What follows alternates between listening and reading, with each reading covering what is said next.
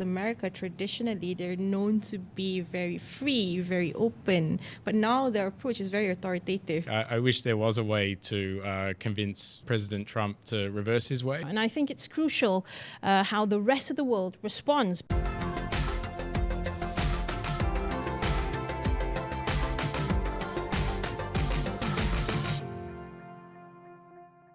Hello everyone, you're watching Beyond the Headlines, your go-to space for all the top stories that made the week's headlines and more. I'm Hazwin Hassan.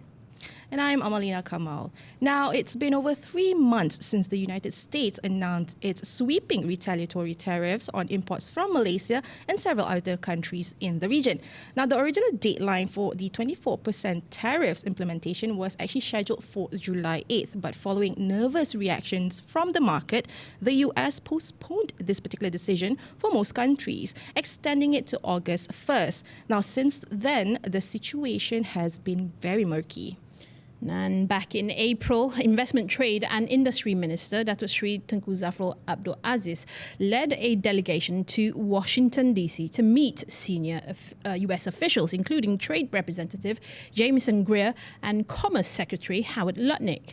And even as President Donald Trump doubled down on a fierce trade war with China, hiking tariffs to 125% over what he called Beijing's lack of respect, Malaysia was quietly negotiating to soften the blow, or so we thought. And then came July 8th, just a day after BRICS summit concluded in Brazil. Trump issued a warning saying that countries aligning with BRICS is being attributed as anti-American. And these particular anti-American sort of policy, lobbying or push would be facing an additional 10% tariff. Now, shortly after, the White House actually notified Malaysia formally about a 25% tariff that will be imposed to Malaysian products. And confirming this, he sent 2 letters, one to the Prime Minister himself, Datuk Sri Anwar Ibrahim, as well as the King of Malaysia, Sultan Ibrahim Sultan Iskandar. Now, the official reason that was given was, a significant trade deficit with Malaysia, whatever that means, Azwin. Right. And in response, Zafrul said Malaysia had no plans to retaliate, saying there's continued optimism about reaching a deal with Washington. Anwar, who met US Secretary of State Marco Rubio during the Asean Post-Ministerial Conference in Kuala Lumpur just yesterday, says the tariff issue will be raised directly during talks. That meeting was part of the 58th ASEAN Foreign Ministers meeting, which concludes today. And while external pressure mounts on the trade fund, the government has also taken a significant step at home to support the domestic economy. Now, recently, Bank Negara Malaysia reduced the overnight policy rate, the OPR, by 25 basis points to 2.75%, the first rate cut we've experienced since 2023. And Anwar has described the move as prudent and proactive, saying it was guided by careful considerations, economic considerations, that is, and current inflation projections. He also highlighted that despite challenges in the export sector, the government has introduced support measures such as the financing guarantee scheme for MSMEs while looking to open up new markets. And has been under the Madani economy framework, Anwar actually noted that inflation has dropped to 1.2%, and that's the lowest in over 4 years. The labour force in particular has seen an increase in participation, which has reached historic high of 70.8%. Now, the rate cut in particular is seen as a timely move to boost domestic demand and shield our economy from global uncertainties. So, and here's the big so, are we heading from bad to worse? Or does the government actually have control over this and is making headway in negotiation talks? Now, for this, in the studio with us today is Institute for Democracy and Economic Affairs, IDEAS for short, Deputy Director of Research, Dr. Stewart Nixon. Dr. Nixon, welcome to the show. Thanks for having me, Hazwin and Emelina. Thank you so much for being here. Pleasure to have you. So it's Dr. Nixon? Stewart is fine. Okay then, Stewart. Now, we want to start off with the headline that obviously shook everyone, the 25% tariff, which is a 1% increase from the original 24% that they planned to impose. So do you think that this is a result of negotiations falling through? And do you think that even to begin with, there was ever a genuine opportunity for Malaysia to avoid these tariffs? Or was this always going to be a political move by the US? Yeah, I mean, there's a lot involved here. Obviously, negotiations are still ongoing, and the Malaysian government's response has said that, and they were surprised and taken aback by the letter. I think on your question of whether this was a hiding to nothing, I think yes, to some extent, as in Trump is projecting with a domestic audience in mind. He is seeking to consolidate his own power and sees tariffs as a vehicle to do that. Whether the US is happily and open in their negotiating stance, like seeking to negotiate openly with Malaysia and other countries, it's hard to say because these discussions have been behind closed doors. We can take in good faith that they are, but their expectations are probably quite high and misaligned with those of Malaysia and other countries. I mean, the fact that there's lack of transparency, that's what's making the market a bit nervous, maybe not a bit, a lot. And even evidently by the 1% increase, we've been seeing a lot of, pushbacks and call to attention from economists themselves, right? But in that particular process of negotiation, do you think that Malaysia should be playing a bigger role than just looking at negotiating face value? Yeah, I mean, negotiations, I have sort of a two-tiered approach to negotiations, right? I think Malaysia and all other countries should be engaging with the US administration as they should, regardless of who's in the White House, regardless of the philosophy of the government in power. Constructive and cordial relations with the United States as the biggest economy in the world, the biggest consumer market, are always going to be important to Malaysia and other countries. On the other hand, the Trump administration is deliberately provocative. It is on a power trip here. It is seeking to upend the global order of trade, the international system that has supported economic growth to the betterment of all countries, including developing and now upper middle income economies like Malaysia. So the idea that we should be enabling that and negotiating on the US's terms, it leaves me a little uncomfortable because it's enabling the provocateur, so to speak. And I think Malaysia and other countries would be better off not trying to engage individually where they have little leverage. For Malaysia, of course, as ASEAN chair this year, it has an opportunity and I'd say an imperative to try to have a collective negotiating approach with the US. But Stewart, you just spoke about how the US is being seen as being on some sort of power trip, right? And so it's clearly not a playing field for the rest of us here when Trump and the US is seen to be sort of bullying their way around. So how do we correct that? That's a $1 trillion question, I think. I wish there was a way to convince President Trump to reverse his ways. I mean, there's no doubt widespread tariffs on the world are going to be damaging, regardless of how they're transmitted through trade, through investment, through financial markets. Collectively, I think there's a greater opportunity to exert influence. If countries aren't competing against each other for favors from the US, they stand a better chance to coordinate in multilateral and plurilateral forums to get a better deal collectively from the United States. But also, as all countries seem to be doing, they're separate from US negotiations seeking to diversify and deepen trade relationships. Right. But how problematic is Trump's messaging here? Because, right off after the BRICS summit concluded, he said that whatever that took place there was very anti-American policies. Don't you think by imposing sweeping tariffs across other parts of the sort of like American or allies in that sense, is anti-globalization in that sense?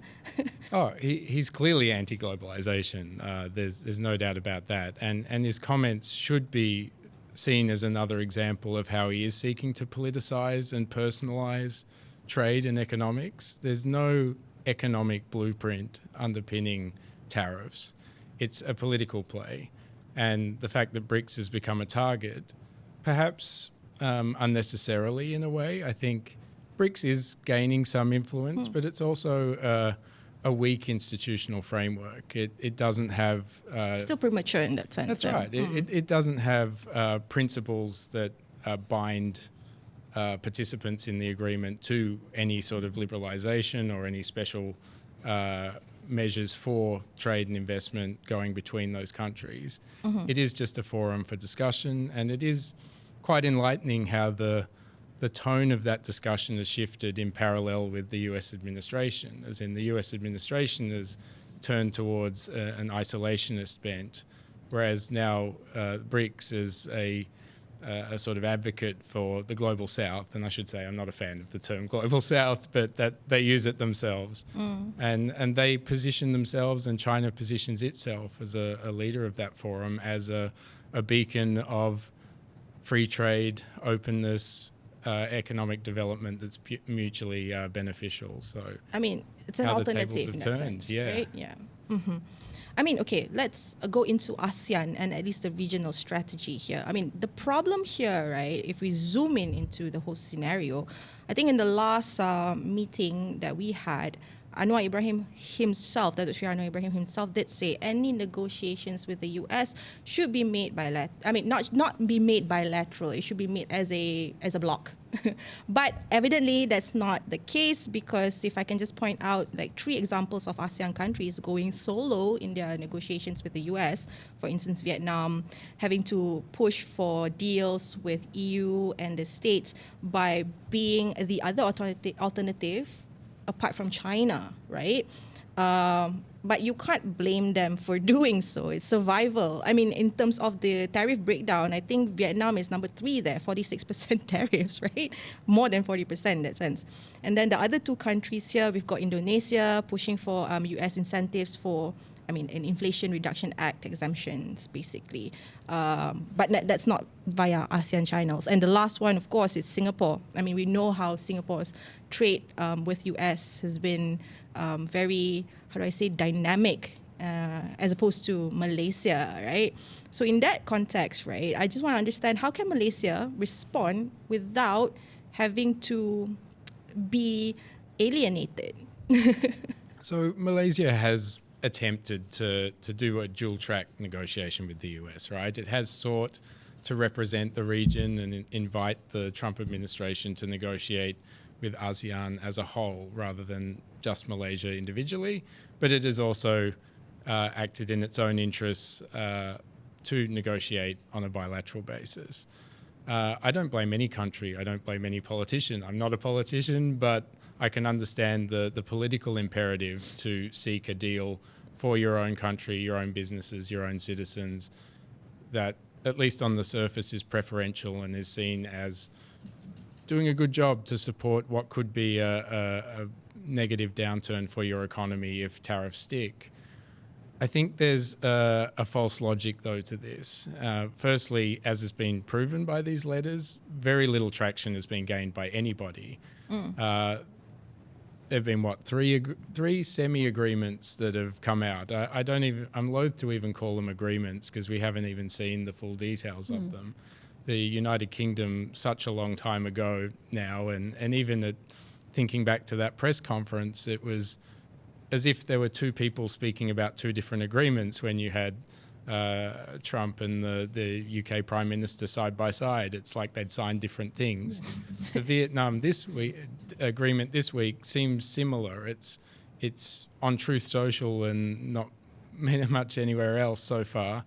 We understand that Vietnam has negotiated a 20% tariff down from I think you said 46% before. But with, intriguingly, and it might be worth sort of discussing this a little bit, a 40% re-export tax, which is clearly targeted at preventing China basically relabeling via Vietnam its exports, so made in China, re-exported through Vietnam to the US. But realistically, that's a bit... It's a very complicated sort of scenario, right? I'm actually very curious to see how that's going to translate across in reality. these impositions, how that's going to delay trade or at least individual countries' growth, the GDP. So, okay, trade first, then GDP perhaps. So on trade, trade is it depends on the product and the sector, but to some extent it can be very responsive, very adaptable, very mobile. Supply chains do have some redundancy in that sense. Multilateral companies that produce across a range of different countries can reorient their supply chains a little bit to produce in countries that are subject to lower tariffs, or they can represent their product as being made in a different country with a lower tariff. And perhaps a topic for later in the discussion, but there are lots of ways around tariffs, and the system was not actually built to be enforced. And Trump is certainly not changing that. In terms of the impact, it is the uncertainty, and I think much more in the medium to long term when I think about the impacts on trade. So in the interim, you can front load, you can bring things forward, and that works a lot better for things that can be stored, that can be mobilized quite quickly. It works a lot less well for things that have to be dug up, or they have to be sent on container ships that take weeks to go from point A to point B. But the biggest issue that will start coming home to roost in the next few months, and we haven't seen much movement in economic data in Malaysia or elsewhere immediately as expected. What will happen is investment has been almost at a standstill. Picture yourself as the CEO or the board of a business, and you're thinking, where do I want to build my next factory, right? I could put it in Malaysia, I could put it in Vietnam, I could put it in China, but hold on, I have no idea what the tariffs are going to be like. I don't know what the US administration is going to do more broadly in its economic agenda. Where do I build that factory thinking that I want to have 30 years of stable investment returns from that factory? I just don't know where to put it. And so when I talk to investor associations, to businesses and things like that, that's the attitude they have. They just don't know where to invest. And then what happens is, if you're not investing now, you're not building the production capacity for 6, 12, 18 months hence. And that then leads to higher prices globally on these products if the demand side doesn't reduce. So if tariffs underwhelm in terms of their effect on demand, but they are affecting supply, we know that, then you get inflation. But you've got August 8 as a deadline right now. That's one. And notwithstanding the tariffs here, we must see, or we should see and expect to see, the market forces at play. In essence, things should correct themselves, right? So regardless whether we had the new tariffs imposed or not, there is going to be some sort of transient shock just at the beginning, but then things will adjust accordingly, wouldn't it?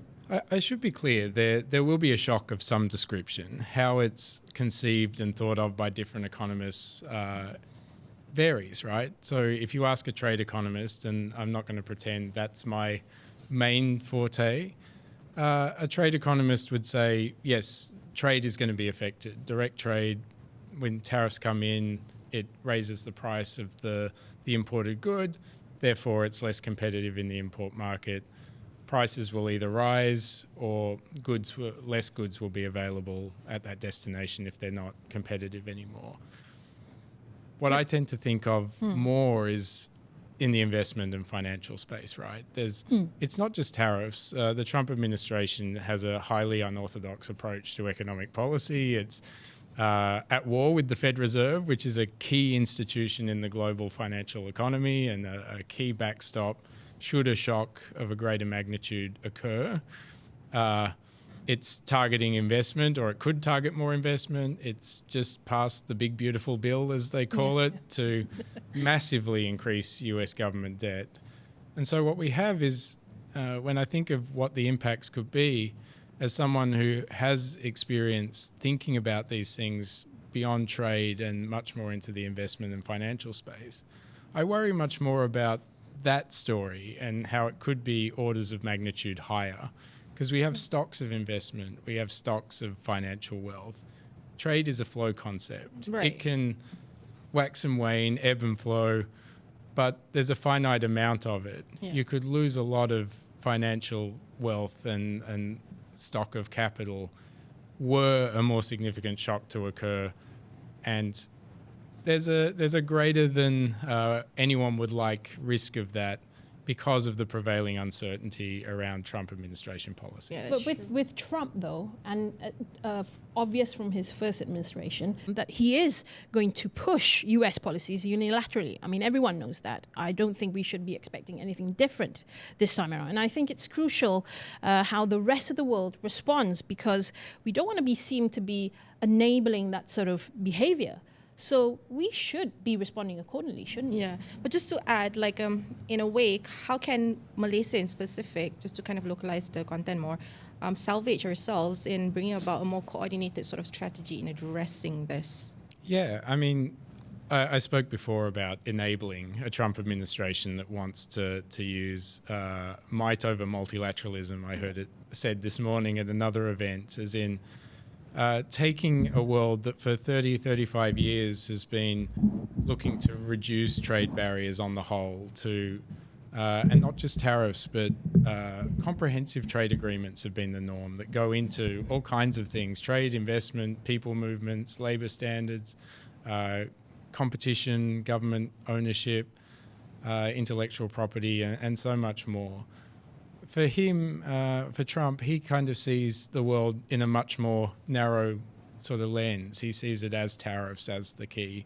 And sure, the negotiations go beyond that to non-tariff barriers that Malaysia and others have. But to him, he doesn't think in terms of comprehensive agreements or international governance, but he sees those as things that are unnecessary and they're not in US interests, and seeking to unwind them. I think whether it's Malaysia or other countries, and there are many countries out there that have an interest in maintaining an international order that is not based on major power dynamics, but is based on a fair system and a fair voice for all. And I'm not saying the existing system has that perfectly. There's a reason why you have BRICS and you have other forums that have been coming up, because developing economies have not felt like they've had the best say within the World Trade Organization, IMF, World Bank, and other groups. But the answer isn't to dismantle those, it's to reform them. It's not to get rid of a system that supports relatively free and open trade, but to reform it to make it more amenable to more countries. Right. I mean, because it's funny how we've come to this particular juncture, or at least dynamic here, especially globally, right? Because America, traditionally, they're known to be very free, very open, but now their approach is very authoritative in that sense, right? And then you see China having to have this sort of like open sort of market concept, which is very confusing. Especially for those who are traditionally, learning about economics. How do we approach situations such as this and ensure that we still have, at least for investors, they still have a fair chance moving forward? It must be confusing to non-economists. I'll say that much. Yes, it is a profound sort of irony of all of this, that the United States, who built the order we have now, who built the international system following the Second World War, basically, it established all of these institutions. It was the largest funder of all of the institutions. And now it is the greatest antagonist of it, and the leading voice in trying to undermine and overturn those institutions. China, for its part, has no interest in overturning those institutions.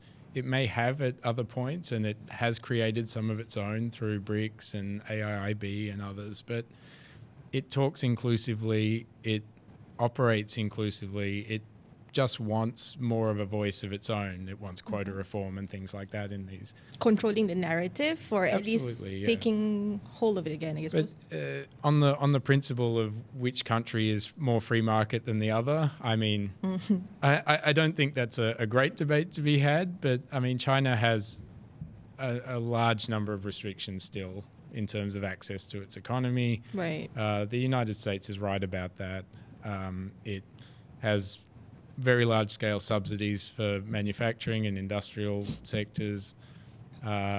It's a very restrictive place in many aspects, particularly on the democracy and governance side, which goes beyond the sort of economic pale. Right.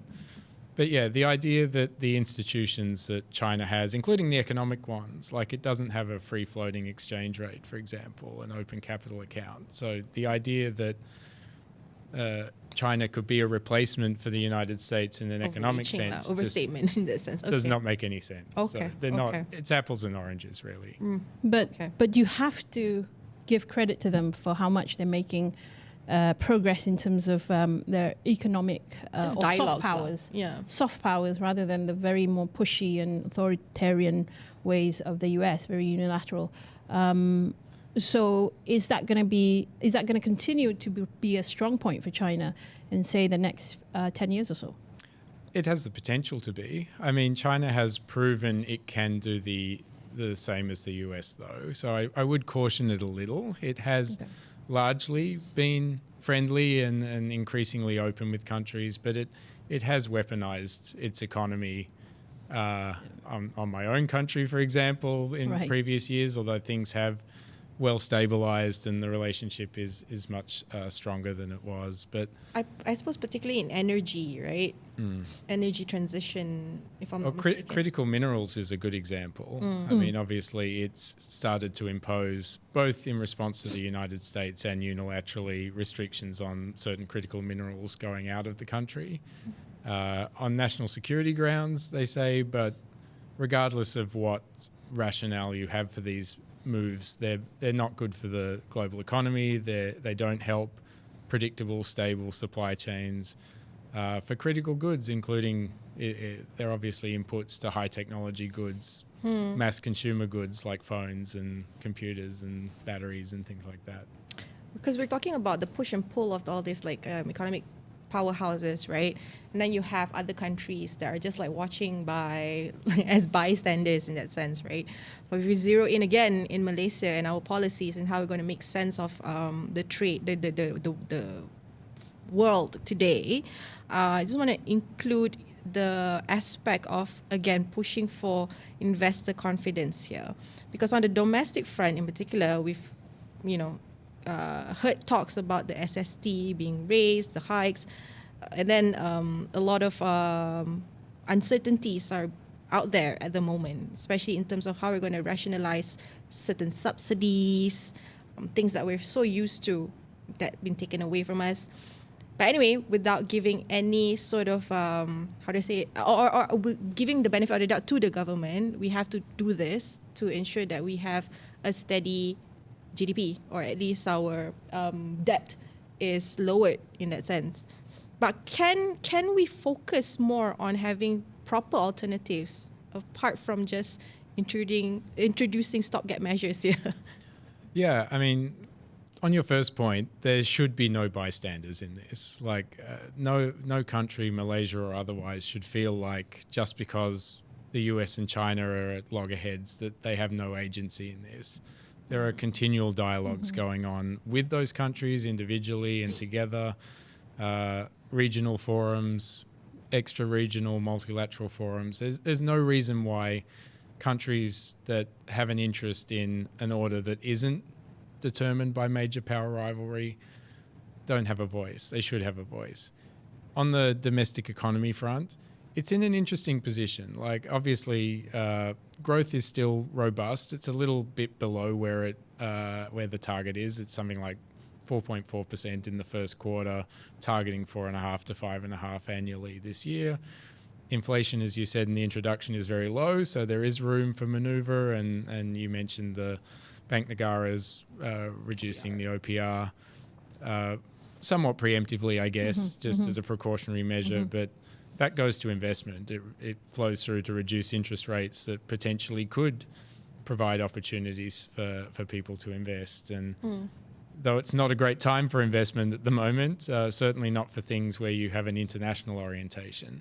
I mean, most of Malaysia's economy is driven by domestic consumption. So the idea that it won't have an impact is probably not true. So, but in terms of the government, activities in this space. It's obviously monitoring the situation with the fairly newly formed Geoeconomics Task Force. I think it needs to start getting from monitoring into concrete sort of action, though. We are getting to that point where hopefully they're having a sense of which sectors are most impacted, where things are, where the pressure points are, where the focal points are, and importantly have a sense of where something is the result of the uncertainty that's being attributed to tariffs, rather than just an opportunism for business lobbies or anyone that was suffering due to other reasons to put their hand up for a handout. Because the Malaysian government, the Malaysian budget is just not big or deep enough to be able to give bottomless handouts to any company who asks for it. And I'd just like to ask two things here, actually. What do you think, what do you make of people saying, well, instability, political instability, that is actually good for investment, foreign investment? Just want to give your, I want to get your comments on that. And then speaking of investments, are there actually signs that investors are already reacting negatively, which comes back to my earlier remark there, negatively to Malaysia's current trade and tax signals? Yeah, I mean, it's an interesting one. I'd be very curious to find out what the evidentiary basis for the claim that instability is good for investment. I have, as an investment scholar of many years, I've not seen such evidence. There are opportunities all over the world. Like, there have been ways for investors to navigate difficult climates. That's fine. But stability is good for investment, not the other way around, because you want a predictable landscape in which you can make decisions for the long term. Stable. You don't want it to be the case that you invest today and then tomorrow Change for policy. Policies change, the government's overthrown, or suddenly introduce a big tax or something like that.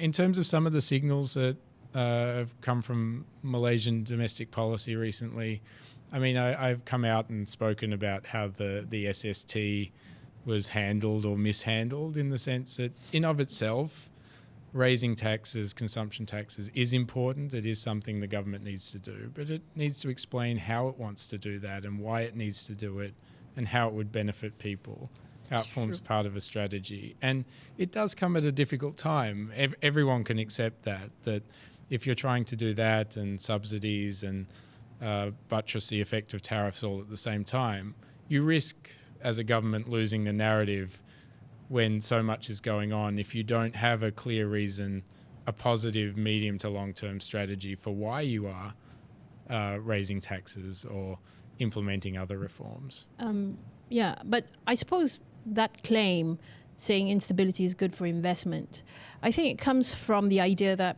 when you have instability, there's likely a new government coming in, where you can push for, lobby for policies that favor you, your company. So I think there should be some merit to that claim, but obviously, you think otherwise? Yeah. What's your point about them? So I mean, the assumption. I mean, I appreciate the explanation. I think the assumption there is change is a good thing. I would say Malaysia's had a lot of change, obviously, in the past sort of 5-6 years, and while not going to wade into politics, the relative stability of the last few years at least is something that has benefited Malaysia's ability to attract foreign investment. In fact, before the whole Trump administration began and the tariff sagas, Malaysia had been in somewhat of an investment renaissance, as in it had been attracting more investment, both domestic and foreign. The announcement and establishment of the Johor-Singapore Economic Zone has been something that's very positive. And in fact, the latest update I heard a few weeks ago was that the numbers they were looking at were way higher than expected. They're fielding a lot of calls. And that's not a surprise, actually, and they may have benefited from a Trump administration spillover here, in the sense that Singapore was among the countries with the baseline 10% tariff. So if you're a business and you're thinking about how you reallocate, reship, or move your production, investing in Malaysia through a connection to Singapore might be a way to get around the tariff. That That's could literally the- be the thinking. Yeah, But that's I mean, the- we the- are the work such an there. important trade route. Yeah, we we- serve as such an important trade route in this region. Mm-hmm. Definitely.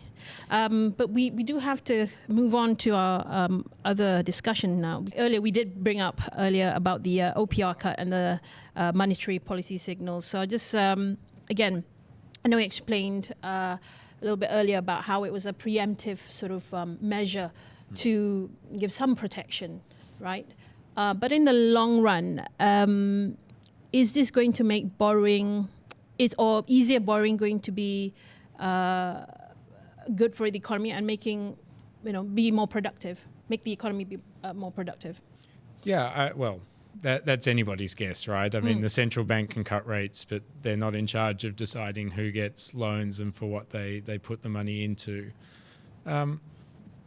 I mean, it's one avenue to stimulate the economy, obviously. And it's not like we're at a point where a major stimulus is needed. Growth is still robust. It's still a watch and act stage, but it should be a watch, act and prepare concrete measures for emerging sort of hotspots, right?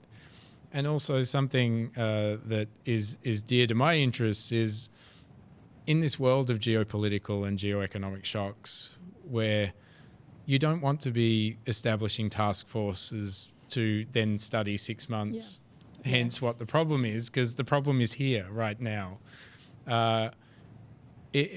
To give an analogy with climate change, right? Do you dedicate your resources to mitigation or to adaptation or some combination of the two?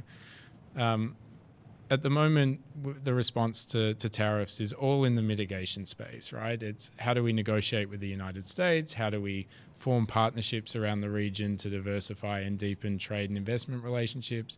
How do we look at our own house, our own shop, and say, okay, how do we make ourselves more attractive to trade and investment? Though that hasn't been happening in a coordinated way, let's face it. We've just spoken about some of the domestic measures. It looks as though we're just trying to, I suppose, make space for whatever policies US has been pushing out, just because they're one sort of like economic powerhouse, right? But when we look at it, like we go back to the discussion on the OPR, right? I just want to understand like how much do the cut actually, contribute to the strengthening of the ringgit in moving forward in the future? I'm not too sure if there's a pattern. It tends to go the other way. This sort of goes out of my area of expertise, but it tends to be that you lower interest rates, the currency falls, relatively speaking. But I'm not sure that's necessarily what Bank Negara has in mind with all of this anyway. I mean, they're monitoring the situation. E&E electronics exports have been robust. They were perhaps actually expecting things to be worse by now.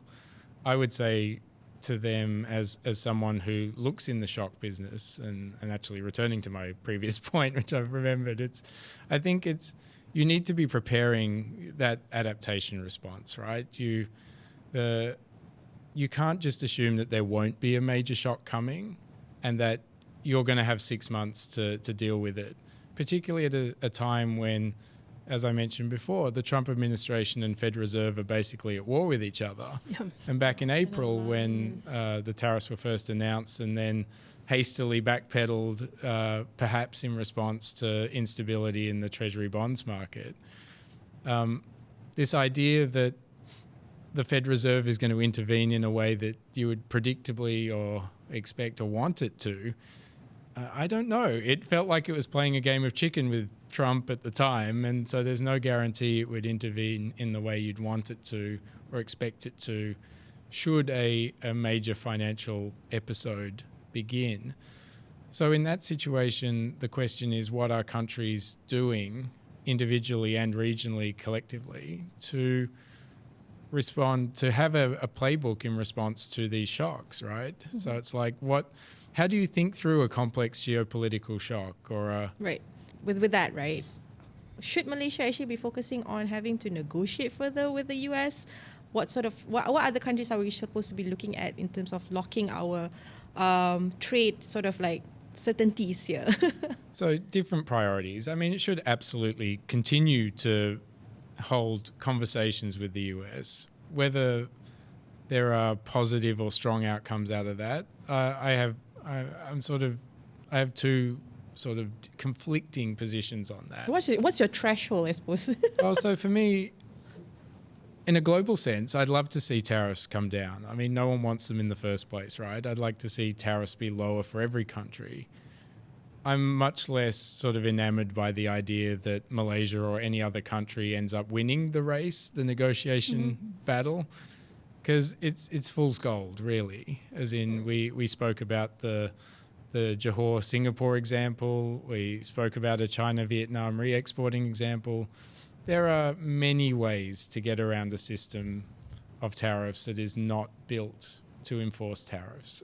It's the US administration has no interest in enforcing these tariffs or putting the resources into enforcing them. It's expecting every other country to do it, but every other country doesn't believe in the tariffs. That's right. So this idea that countries are going to spend, billions of ringgit or dollars or whatnot enforcing trade rules that they don't believe in the first place, Right. and that companies can't get around them in some way. Right. That's not to say they won't pay some tariffs and it won't be damaging, but the question will be how much is really paid in tariffs? What's the method for getting around it, and what does that mean for trade governance and informal trade? That's what I really worry about. That was with the question that I had earlier, the visibility or the extent of it, having to map out, put the layout out there for us to understand, right? We're still very much unclear with it. Which is why earlier I alluded to the fact that I think how we respond is going to be crucial, because if we respond the wrong way, it will enable the sort of authoritarian policies from the US, right, by Trump. Now, I want to just go back to the domestic front here. We touched on the OPR rate cut. Now, how can Malaysia maintain credibility on the international stage while balancing short-term economic support measures like the OPR cut and SST adjustments, while figuring our way out of this geopolitical instability, uncertainty? Yeah, I mean, Malaysia should and will continue to prioritise its own agenda, right? Its own domestic sovereignty, its own ability to make economic decisions. The SST, as I mentioned, was probably just mishandled in the way it was communicated, and I think that's really important as a broader lesson for how you manage or navigate domestic and international policies in a time like this. You need to be better communicators. You need to explain what's going on. You need to be as transparent as possible. Obviously, at Ideas, we have concerns about the transparency of the negotiations between the US and Malaysia. It is unusual how this is being done. It's not unusual that you have talks going on behind closed doors, but it is unusual that you have non-disclosure agreements that prevent governments from then relaying back the status of talks to business, to the people, to representative groups, to understand whether they're making choices that work in the interests of the people and business community. And that's a real issue. And because how a trade agreement would normally work is you consult on an initial mandate, you have that approved within cabinet, you then take that to negotiations. You have a separate round of that to the extent that mandate needs to change. Not the other way around. That's it right. Seems to be like, and then ultimately, once you've concluded negotiations, you take it back to Parliament, you debate it, you hopefully pass it, and it gets signed into force some months later. My understanding of the way the negotiations are being controlled, manipulated, if you will, by the US side of things is to prevent all of that from happening. And while we don't have a firm agreement or precedent on which to understand what would be the implications for Malaysia in this, it does seem like all of those processes are being crowded out and effectively eliminated. As in, an agreement would be signed and effectively agreed between countries before there's any ability to debate it in the domestic audience. Let's hope that's not the entire case, right? Exactly. And just, I don't want to sound gloom and doom. I think there's a lot of good things to look ahead for. We are definitely with the OPR cuts. I think for the average person, this means that there's lower interests paying off your loans to service your loans because borrowing is made cheaper for the banks, which happens every day, right? So again, I think there's still quite a lot of optimism, I feel, in the next few months even as we try to navigate how we carry on the talks with the US. Yeah, I mean, we're not at a negative point of Malaysia's economic cycle, so we shouldn't be talking in a doom and gloom sense, but we should be wary. We should be... But one thing, is there a hidden economic stress, apart from the SST sort of rollout, or at least the rationalization of certain subsidies being communicated across, right? I'm just curious in this sense. A hidden economic stress that is actually very dire, that's being overlooked at the moment. Not at this stage. I mean, as I said, what I worry about is a building shock in the investment space. As in, we spoke earlier about how investment is in a very difficult phase at the moment globally because investors don't know where to invest. They're less willing to invest if they know the largest consumer market in the world could be closed for business, at least through formal channels. So they're wary, they're holding on to their money rather than investing in additional production. So that's a slow burn shock. And if you want to understand what that looks like, we have precedent with that actually with the Russia's invasion of Ukraine. That was a fairly significant kind of jolt to the system. It was unexpected. Supply chains reacted quite significantly. First, interestingly enough, by injecting a whole load of additional trade in. So people recognized that the US and other countries would impose sanctions on Russia, but it would take 2 or 3 months for it to actually bite. So they front-loaded trade. There's no moral compass in trade. It's they wanted to do more business with Russia or get more business out of Russia as quickly as they could. But then because of the uncertainty, and no one at the time knew whether it would be 1 week, 2 week, or now it's 3 years, 3.5 years and counting, I guess, conflict, you then don't know what to do in terms of investing. Your supply chains overreact or underreact, and then it comes home to roost at some point. And everyone remembers what the inflation shock looked like in the second half of 2022 and beyond. That would be my fear. I'm not a market economist. I'm not making these sorts of calculations, but that's what I'd be looking for, an investment-driven shock. And the other one that you always have to be wary of is what is going on in financial markets at the moment. Now, for tariff announcements themselves, it seems like financial markets investors have started to internalize Trump's Truth Social announcements. So it's kind of, okay, this was kind of expected, right? Where he's sticking to his guns. We haven't seen any deals. Yes, we're disappointed, but it's not a major shock. But the problem is the next sort of shock is just around the corner, as in the next truly unexpected thing that the Trump administration does could come from anywhere or be anything. And there are a lot of pressure points in that respect.